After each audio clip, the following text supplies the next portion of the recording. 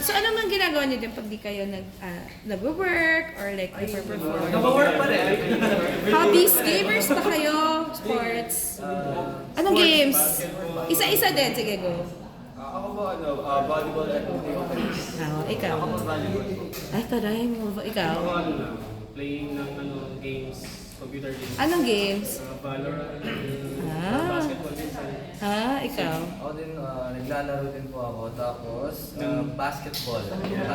Games! Games and basketball. And ayun, wala rin akong ginagawa. Nagtatambay po ako sa studio.